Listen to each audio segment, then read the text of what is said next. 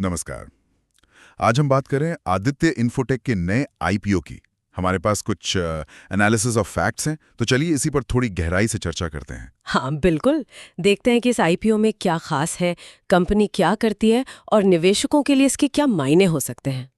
तो ये company Aditya infotech है क्या असल में? ये भारत में इलेक्ट्रॉनिक सुरक्षा उपकरणों के एक बड़े वैल्यू एडेड डिस्ट्रीब्यूटर हैं, मतलब वीएडी। अच्छा, वीएडी मतलब सिर्फ बेचना नहीं, कुछ वैल्यू एडिशन भी। बिल्कुल। इनका सीपी प्लस ब्रांड तो काफी सुना होगा वीडियो सुरक्षा में, और ये दाउहा, सी गेट जैसे ग्लोबल ब्रांड्स के साथ भी जुड़े हैं। और नेटवर्क भी काफी बड़ा है इनका, सुना है 650 से ज्यादा शहरों में। हाँ, और एक बात और, ये मेक इन इंडिया पर भी फोकस कर रहे हैं। आंध्र प्रदेश के कडपा में इनकी अपनी मैन्युफैक्चरिंग यूनिट है। अच्छा, ये तो बढ़िया है। और हाँ, भारत में सीसीटीवी के लिए जो STQC सर्टिफिकेशन जरूरी है, वो भी इनके पास है। मतलब क्वालिटी स्टैंडर्ड्स फॉलो करते हैं। ठीक है, अब आते हैं आईपीओ पर। ये 29 जुलाई को खुला है और 31 तक रहेगा। टोटल साइज है 1300 करोड़ रुपए।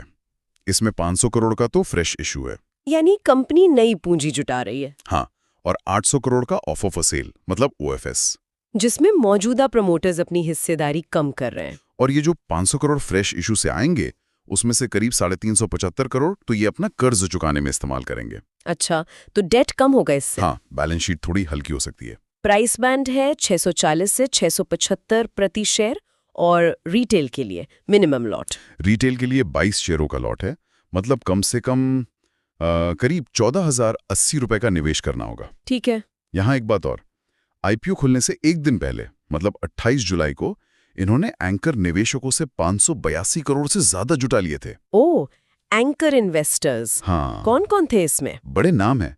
Singapore government, HDFC mutual fund, SBI mutual fund, Goldman सैक्स, अबू धाबी इन्वेस्टमेंट अथॉरिटी। अरे वाह, तो मतलब बड़े इंस्टीट्यूशंस का भरोसा तो दिख रहा है शुरुआत में। हाँ, ये एक पॉजिटिव साइन माना जा सकता है। लेकिन फिर पहले दिन का सब्सक्रिप्शन देखा, कहानी थोड़ी अलग लगी मुझे। हाँ, वो दिलचस्प है। ओवरऑल तो 2.17 गुना सब्सक्राइब हुआ, जो ठीक है। पर रिटेल का क्या? वो तो करीब 7 गुना भर गया। बिल्कुल। रिटेल इन्वेस्टर्स RIIs की तरफ से जबरदस्त मांग दिखी। NIIs यानी नॉन इंस्टीट्यूशनल इन्वेस्टर्स, उनका हिस्सा भी 3.33 गुना सब्सक्राइब हुआ। तो फिर गड़बड़ कहाँ है? गड़बड़ नहीं, पर क्वालिफाइड इंस्टीट्यूशनल बायर्स QIBs, जो बड़े फंड्स होते हैं, उन्होंने पहले दिन ज्यादा उत्साह नहीं दिखाया। उनका हिस्सा सिर्फ 0.01 गुना ही भरा। सिर्फ 0.01 गुना? ये तो बहुत ही कम है। हाँ, हालांकि कर्मचारियों के लिए जो रिजर्व हिस्सा था, वो 1.57 गुना सब्सक्राइब हुआ। उन्हें 60 रुपए प्रति शेयर का डिस्काउंट भी मिला है। तो ये QIBs का ठंडा रिस्पॉन्स और रिटेल का इतना जोश, ये थोड़ा सोचने वाली बात है। बिल्कुल। अच्छा, ग्रे मार्केट प्रीमियम यानी GMP का क्या हाल है? वो कुछ बता रहा है? GMP तो काफी मजबूत चल रहा है। इशू प्राइस 675 रुपए, प्रीमियम करीब 273 रुपए के आसपास है। 273 रुपए का प्रीमियम मतलब अंदाजा ये लगाया जा रहा है कि लिस्टिंग शायद 948 रुपए के आसपास हो सकती है। ये करीब 40% का लिस्टिंग गेन दिखाता है।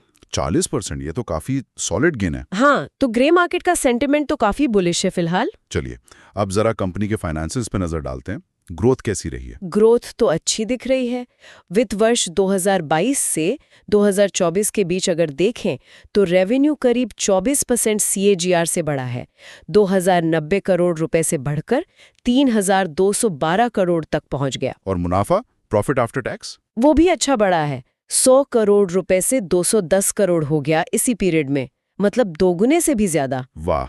और मार्जिन, EBITDA मार्जिन कैसा रहा? वो भी सुधरा है, 9.6% से बढ़कर 10.7% हो गया। तो नंबर्स तो मजबूत लग रहे हैं। ग्रोथ तो दिख रही है, लेकिन कुछ चिंताएं भी तो होंगी। एनालिस्ट्स कुछ कह रहे हैं। हाँ बिल्कुल, कुछ चिंताएं भी हैं जिन पर ध्यान देना जरूरी है। पहली बात तो ये कि ये बिजनेस काफी वर्किंग कैपिटल इंटेंसिव है। वर्किंग कैपिटल इंटेंसिव मतलब आसान भाषा में? मतलब रोजमर्रा के कामकाज चलाने के लिए स्टॉक रखने से लेकर ग्राहकों से पैसा वापस आने तक कंपनी को काफी पैसा फंसा कर रखना पड़ता है। कैश फ्लो पर दबाव रह सकता है। अच्छा, और दूसरी चिंता? दूसरी चिंता है ग्लोबल सप्लाई चेन रिस्क्स। क्योंकि ये ग्लोबल ब्रांड्स के साथ काम करते हैं, तो सप्लाई चेन में कोई भी गड़बड़ी इनके बिजनेस पर असर डाल सकती है। ये तो है। और वैल्यूएशन? क्या ये महंगा लग रहा है? कुछ एनालिस्ट्स का यही मानना है कि आईपीओ का जो वैल्यूएशन है वो थोड़ा स्ट्रेच्ड है या कह ले महंगा है। तो इससे क्या फर्क पड़ता है? इससे निवेशकों के लिए मार्जिन ऑफ सेफ्टी शायद कम हो जाता है।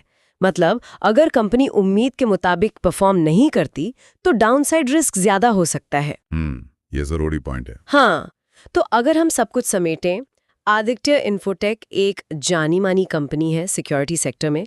फाइनेंशियल्स भी ठीक ठाक लग रहे हैं। ग्रोथ भी है। हाँ, ग्रोथ भी है।